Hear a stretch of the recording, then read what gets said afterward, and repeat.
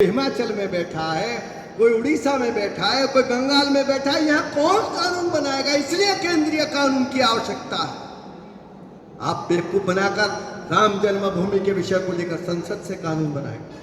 Palau Ranjan Gogoi का भगवान राम ने उसे सद्बुद्धि दी, बदले में उसे एक राज्यसभा मिल गई।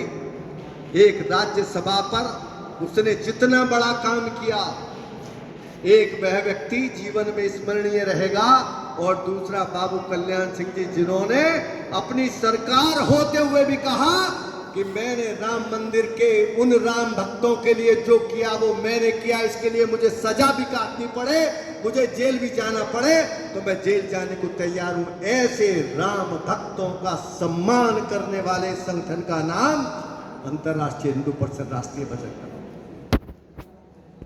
हम उस संगठन के अंग थे, कभी हमें निष्कासित किया और इसी हरियाणा के गुड़गांव में 4000 पुलिस वालों को इकट्ठा करके ये कहा गया अगर वोट नहीं दी तो तुमको जेल में डाल देंगे, तुम पर सीडी, तुम पर ईडी, तुम पर ये आएगा। किसकी सरकार थी? यही डबल इंजन की सरकार थी। ये बात मैं इसलिए कह रहा हूं, आज मणिपुर के अंदर, जिस राज्य के अंदर 90% भूमि, मणिपुर राज्य भारत का अंग, आजाद भारत का अंग, 2023 की बात कर रहा हूं मैं, अप्रैल के अंदर मणिपुर में था, 15 दिन रहा मैं गांव-गांव तक गया। आपको आश्चर्य होगा, इस टेलीविजन को ब्लॉक करने के बाद वहां के लोगों का, आप कभी चाहिए अगर मेरी बात अगर झूठी निकल आए, जितने भी आतंकवादी संगठन थे सबसे सरकार के हाथ मिले हुए थे। सबको पैसा जाता है इस बात के लिए कि अब आप यह शांत रहना, हम अखबार और टीवी में चलाएं कि मणिपुर सच्चाई क्या है? सच्चाई में आपके सामने दो समाज है, एक मैतई है, कुकीज है। मैतई हिंदू समाज है, कुकीज ईसाई समाज है।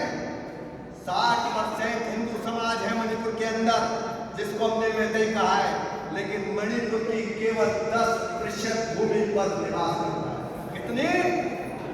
जोर से बोलो, कितनी? 10%। समाज कितना हिंदू? 60%। देश किसका?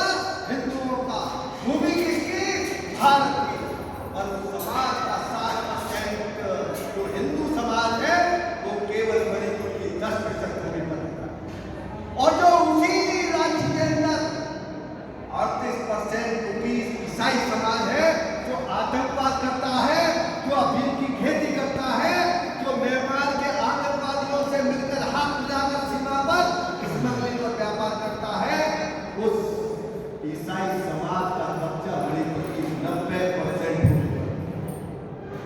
ये मेरा भारत।